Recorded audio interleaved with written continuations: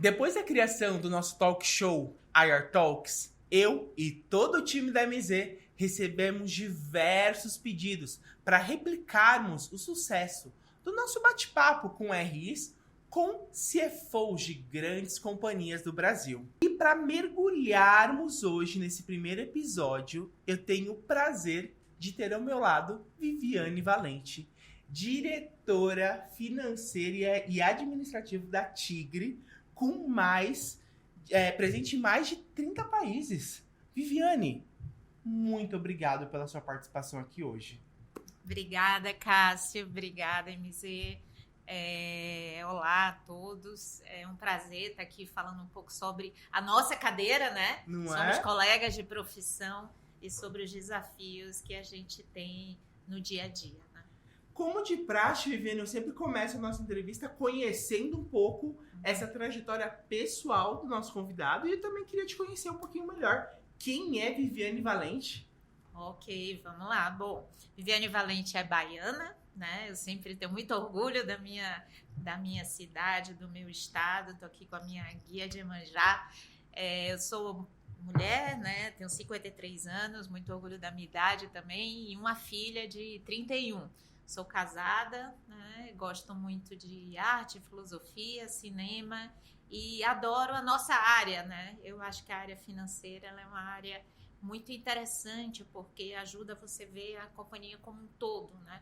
Então, essa sou eu, né? Um misto de pragmatismo, feminilidade e, ao mesmo tempo, muita assertividade na liderança dos negócios.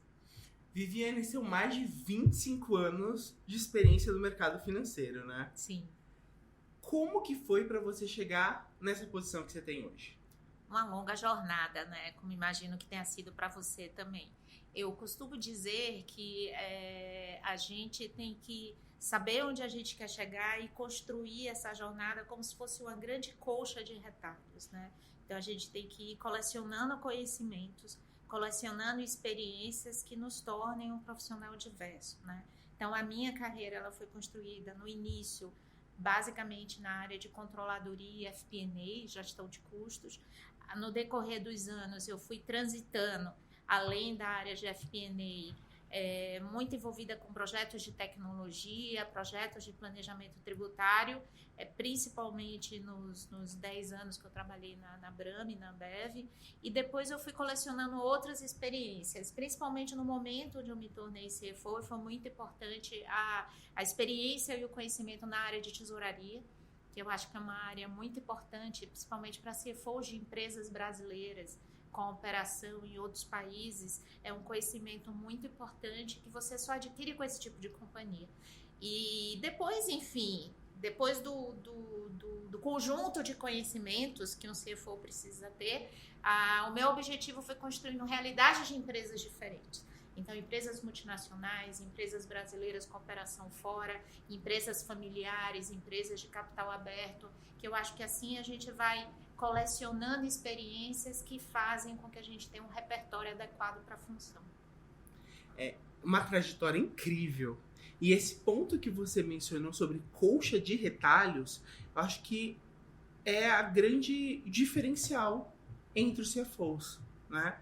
Construir um crescente em conhecimento, em pegar um pouquinho desse, entender para a gente fazer esse grande cobertor nas companhias, né? Exato. Eu gosto de comentar, Cássio, que eu acredito que a gente tem que ter repertório. O repertório faz com que a gente seja capaz de lidar com situações diversas e endereçar os problemas e os desafios da melhor forma, né? Então, eu acho que na vida a gente tem que colecionar repertório, né? O repertório nos dá instrumento para a gente poder gerenciar as situações e os problemas. E as oportunidades. Com certeza.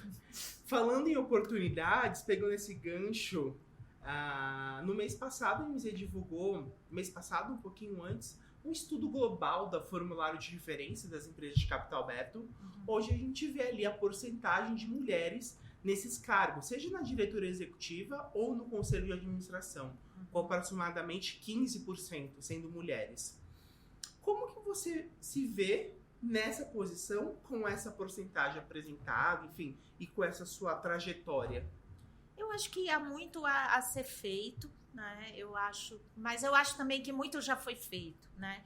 Eu particularmente, no decorrer da minha trajetória, eu sempre tive a oportunidade de ter novas experiências e de evoluir na minha carreira, mas sempre me dediquei de corpo e alma também a essas oportunidades. Então eu acho que tem que ter tem que ter essa disposição, essa entrega, e essa entrega ela sempre tem um preço. E eu acho que a gente o tempo inteiro tem que se questionar, né, se essa relação entre o preço e o usufruto da oportunidade ela está positiva.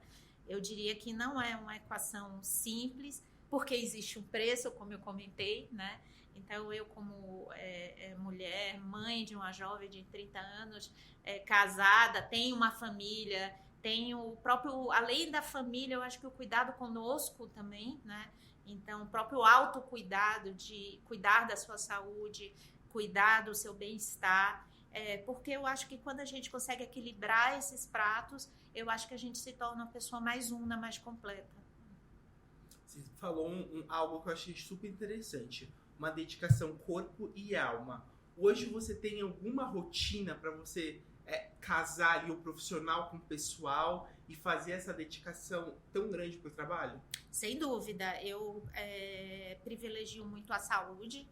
Não foi sempre assim, eu confesso. Eu acho que entre os meus 25 e 35 anos eu sacrifiquei muito a saúde.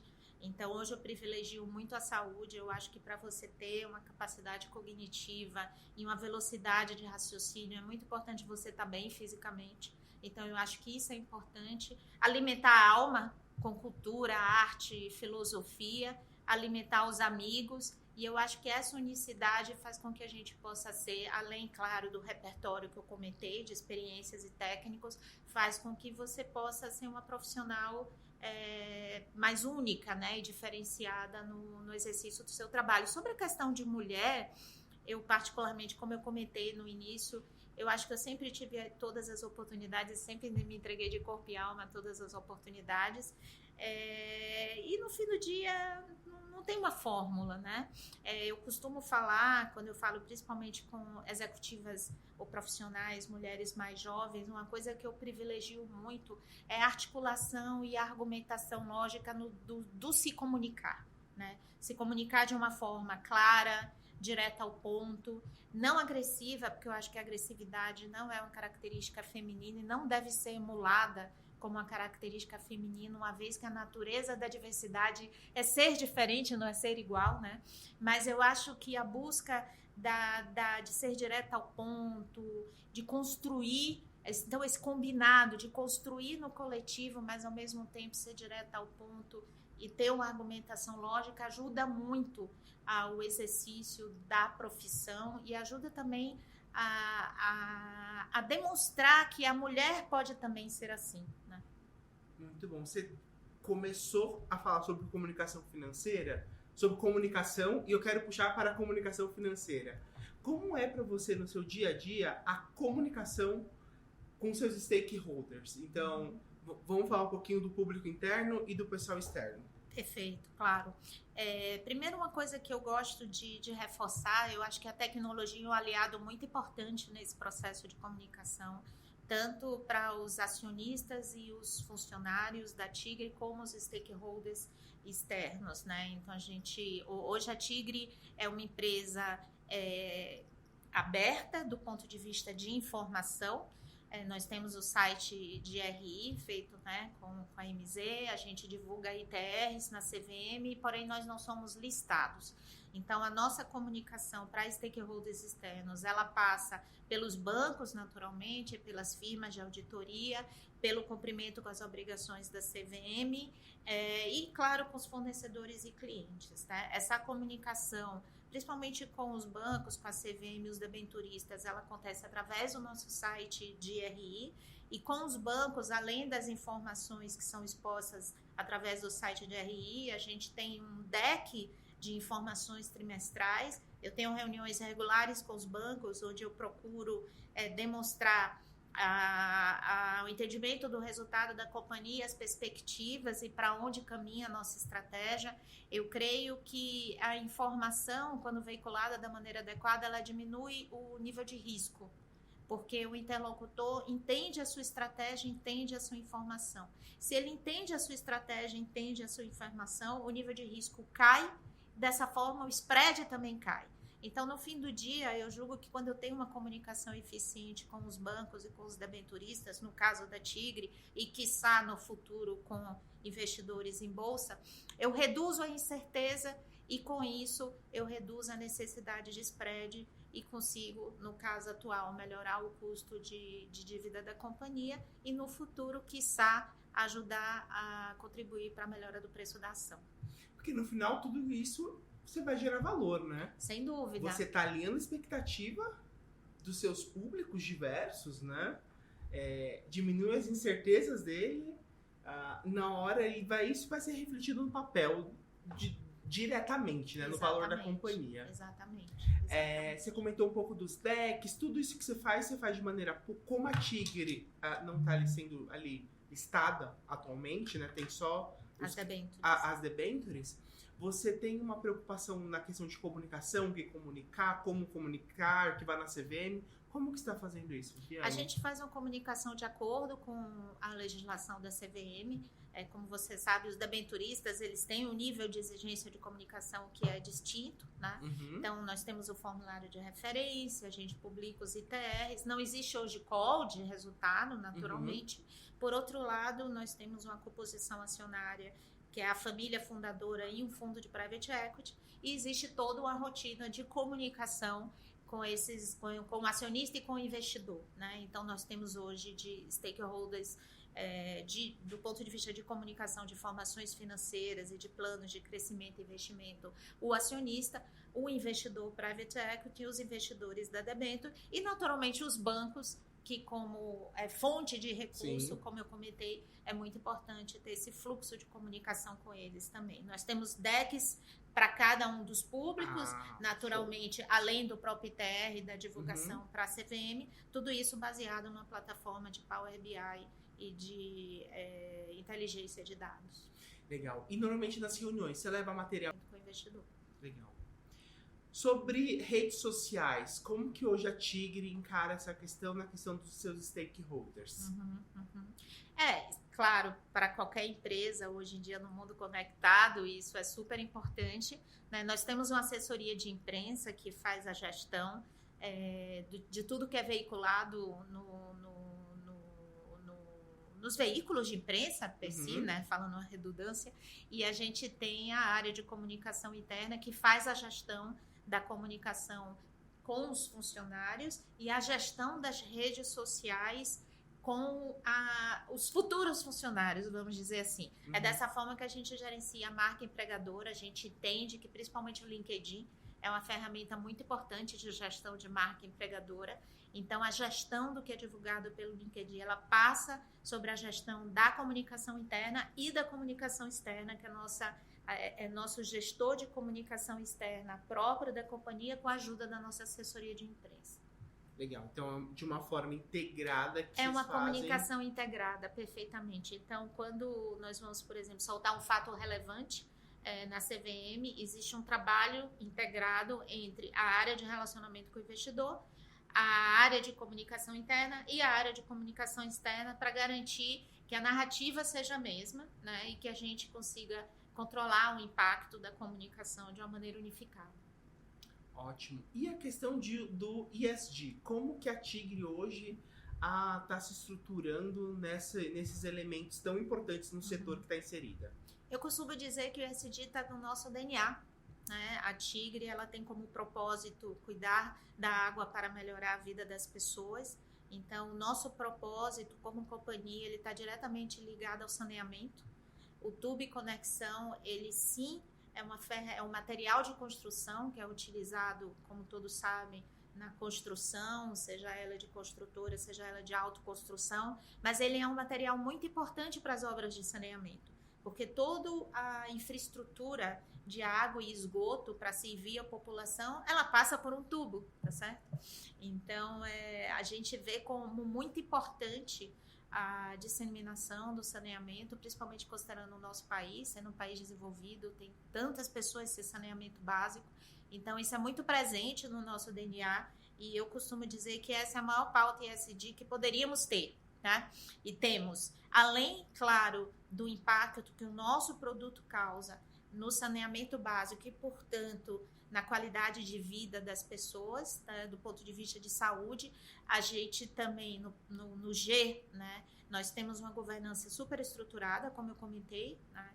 Então, nós temos 2 acionistas, debenturistas, um conselho de administração profissional, um comitê de auditoria, finanças e projetos, um comitê de risco, todas as boas práticas de governança e a própria administração da companhia, que já há bastante tempo é 100% profissional, né? No ponto de vista do E, de meio ambiente, né? Como eu comentei, o saneamento está no nosso DNA e a gente atua como empresa responsável no sentido de economizar os recursos hídricos e energéticos do planeta. Então, cuidamos dos nossos efluentes, do descarte, enfim. E do ponto de vista social, o S, nós temos 2 pautas super importantes. Primeiro, o nosso acionista, a família fundadora da Tigre, tem um instituto cuja pauta principal é educação, né? Principalmente de crianças. Então, esse RH ele é muito atuante nesse mérito e a gente, como companhia, procura sempre atuar na comunidade que a gente está inserido, né? Com essa pauta muito presente, voltada à educação e crianças e o saneamento básico que está no nosso DNA. Muito legal. Eu acho que é muito importante esses tipos de ações e estruturação, enfim, no dia a dia. E como que você transmite isso para o formulário de referência, passa por você? Como que é essa dinâmica desse documento anual? O nosso formulário, a gente tem um formulário de referência e o relatório de sustentabilidade. Ambos são divulgados, né? A gente está convergindo em breve para o relatório integrado. Ainda não convergimos para o relatório integrado, mas a intenção é convergir para o relatório integrado. Então, no relatório de sustentabilidade, a gente busca resumir todas essas iniciativas que eu comentei. E aí, claro, também as iniciativas corporativas do ponto de vista de diversidade. O nosso objetivo é representar dentro da Tigre, ainda estamos longe disso, mas é representar dentro da Tigre a sociedade, né? Então, temos políticas afirmativas de contratação para poder representar dentro da Tigre a sociedade. E no nosso caso é interessante porque como nós não estamos só no Brasil, estamos também em países na América Latina e nos Estados Unidos, existe uma preocupação muito importante de a cada país que a gente atua, a gente representar a sociedade daquele país, né? Então, como empresa muito atuante nos países andinos, temos questões também de ter público andino, enfim, ter representatividade, né? Isso é aspiracional, é um objetivo. Eu acho que é uma jornada para todas as companhias e não seria diferente para a Tigre. Ainda estamos longe de traduzir dentro da companhia a sociedade, mas esse é nosso intuito. E como que você faz a consolidação de todas essas informações com a atuação nesses mais de 30 países? São 30 países de exportação, com produção e venda, a gente atua em 9. Como que vocês fazem, como que você faz tudo isso ser amarrado em uma grande corporação? Eu diria que são duas variáveis, né? Uma variável muito importante, estrutura e governança. Então, a companhia ela tem que ter uma organização que faça sentido, né? Então, a minha área financeira e administrativa, eu tenho uma estrutura no corporativo, nos diversos países, essa estrutura ela tem um espelho para o escopo do país e existe uma organização matricial que integra o país com o corporativo. Então, governança, rituais e rotinas, né? Rituais/rotinas, que garanta a fluência dessa comunicação, tanto a comunicação do corporativo para as unidades, como a comunicação do que acontece das unidades para o corporativo, para que a gente possa suprir os acionistas e investidores, né? Então, essa é a arena da governança e da rotina. A outra arena, que eu julgo também muito importante, é o digital, a tecnologia, né? Não existe como administrar esse fluxo de informação de uma forma eficiente se você não tiver baseado em boas ferramentas de tecnologia. Então, a gente trabalhou muito nesses últimos 8 anos, tanto no backbone, da parte de tecnologia, armazenamento em nuvem, enfim, toda a rotina normal de digitalização de uma empresa, naturalmente na própria capacitação tecnológica dos processos, na parte do ERP e numa plataforma de BI que suporta e consolida todas essas informações.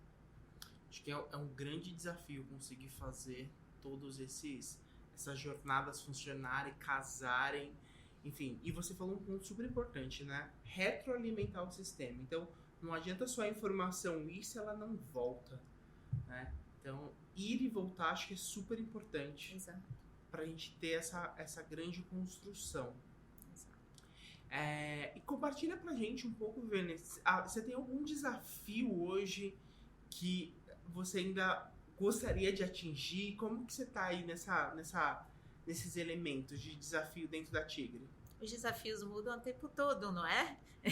Então, assim, eu acho que existe o desafio do crescimento. Eu julgo que é muito importante o desafio de crescimento com rentabilidade. Né? Então, existe um desafio de entregar uma participação relevante no desenvolvimento do saneamento básico no Brasil. Né? Existe um desafio muito importante na nossa estratégia do crescimento dos mercados internacionais, com especial detalhe para os Estados Unidos.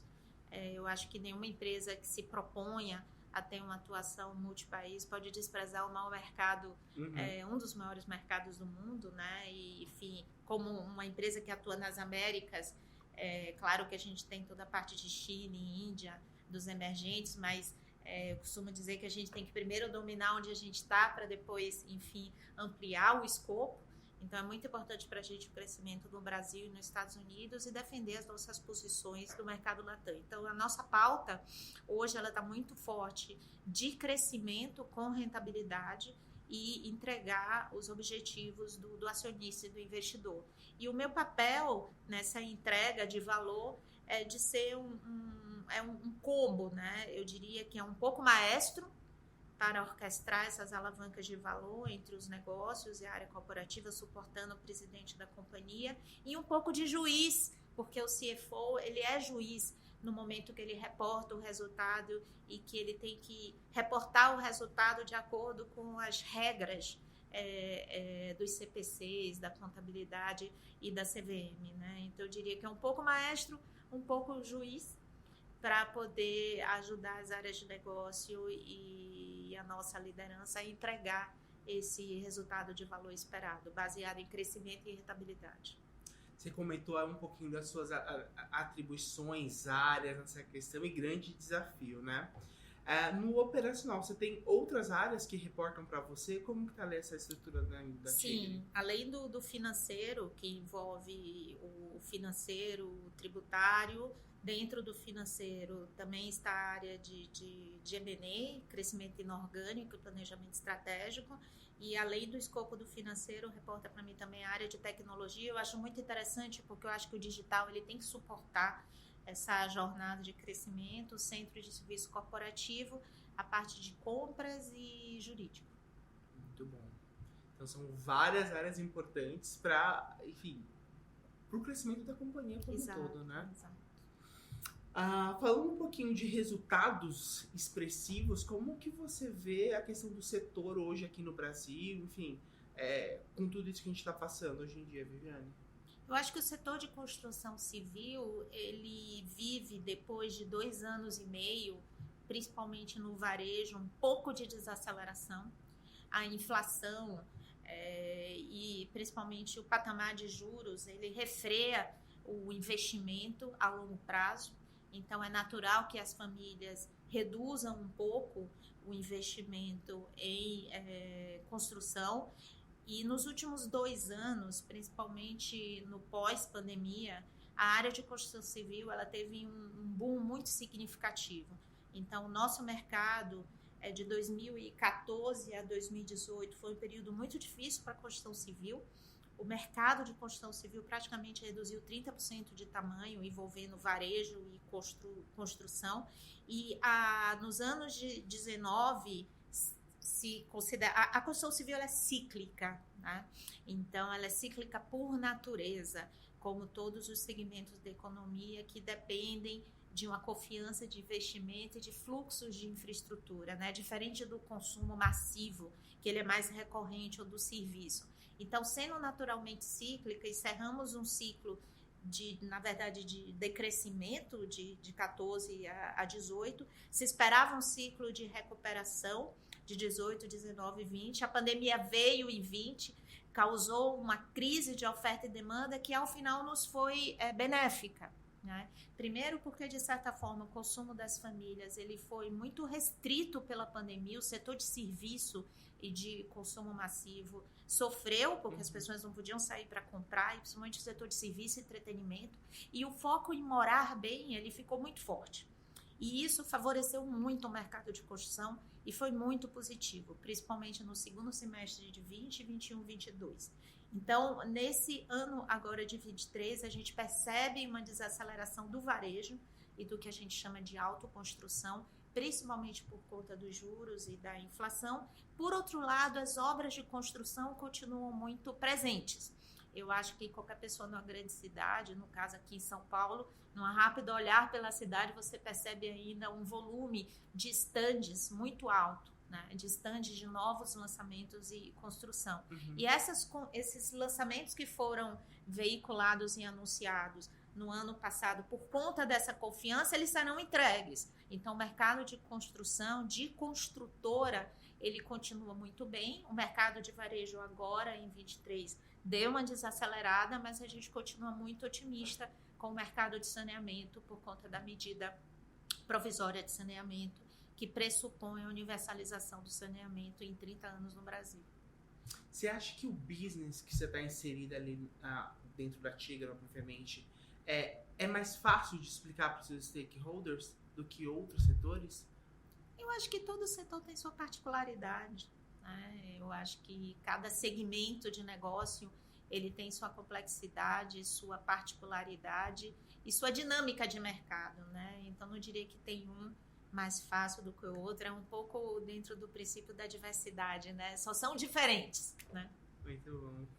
E tem alguma coisa, algum elemento, algum trabalho que você ainda tem vontade de desenvolver ali dentro da Tigra, que você não teve oportunidade, alguma outra área, alguma coisa?